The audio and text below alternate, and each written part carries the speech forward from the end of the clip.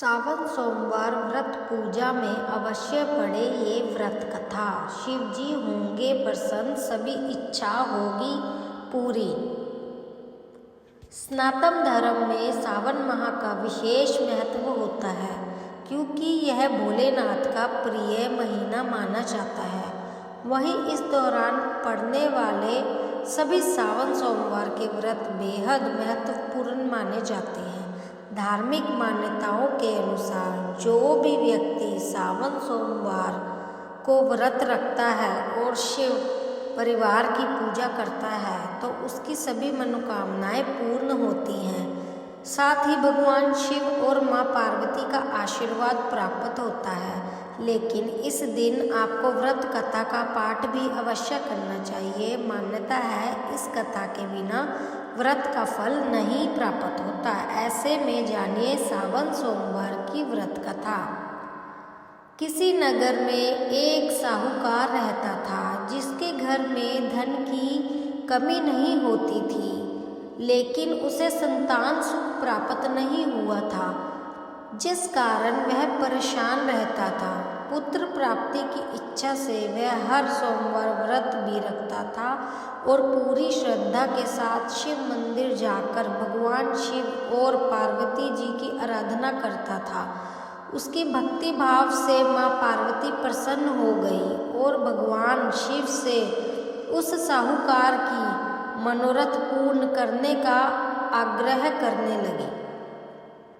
पार्वती जी की इच्छा सुनकर भगवान शिव ने कहा, हे पार्वती, इस संसार में हर प्राणी को उसके कर्मों का फल मिलता है और जिसके भाग्य में जो है उसे भोगना पड़ता है। लेकिन पार्वती जी ने साहूकार की भक्ति का मान रखने के लिए उसकी मनोकामना पूर्ण करने के लिए कहा। माता पार्वती के आग्रह पर शिवजी ने साहूकार को पुत्र प्राप्ति का वरदान दिया, लेकिन साथ ही यह भी कहा कि इस बालक की उम्र केवल 12 वर्ष की होगी।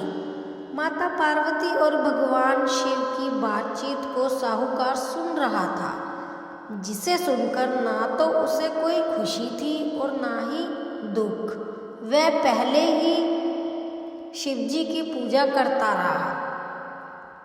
कुछ समय के बाद साहूकार को पुत्र की प्राप्ति हुई।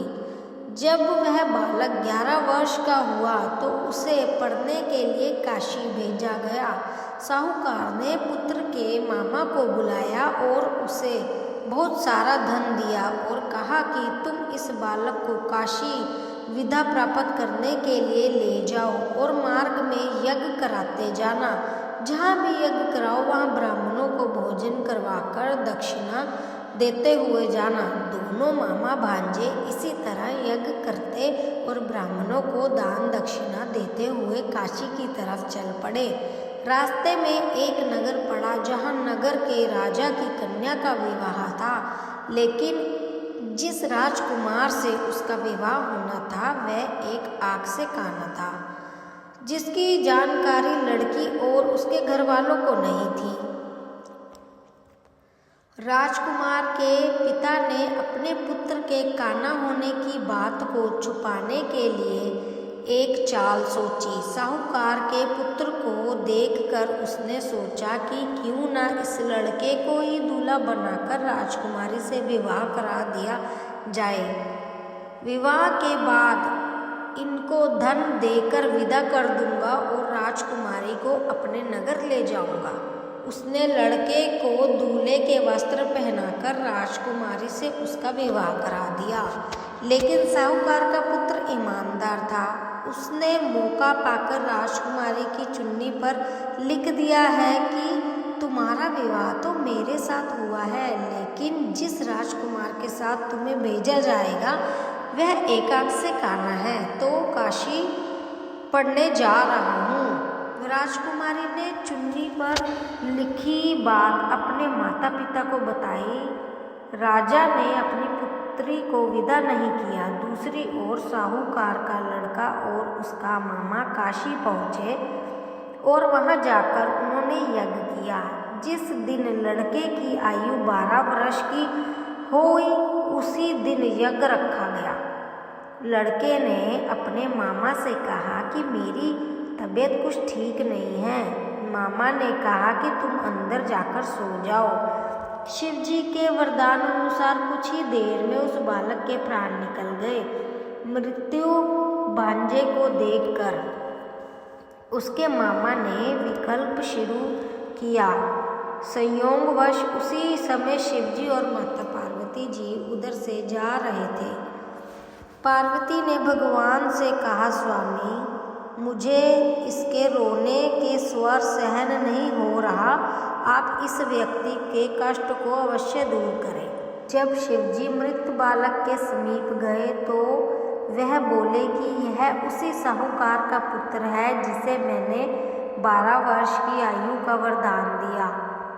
अब इसकी आयु पूरी हो चुकी है। लेकिन मृत भाव से विभोर माता पार्वती ने कहा कि हे महादेव, आप इस बालक को और आयु देने की कृपा करें, अन्यथा इसके वियोग में इसके माता पिता भी तड़प तड़प कर मर जाएंगे। माता पार्वती के आग्रह पर भगवान शिव ने उस लड़के को जीवित होने का वरदान दिया। शिव जी की कृपा से वह लड़का जीवित हो गया।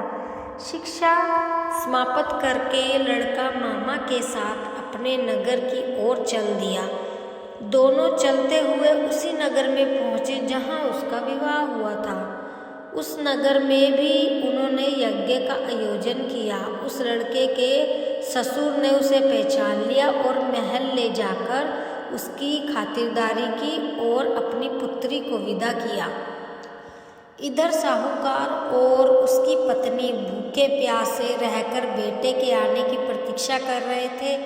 दोनों ने प्रण लिया था कि यदि उन्हें अपने बेटे की मृत्यु का समाचार मिला तो वह अपने शरीर त्याग देंगे, परंतु अपने बेटे के जीवित होने की बात सुनकर वह बेहद प्रसन्न हुए।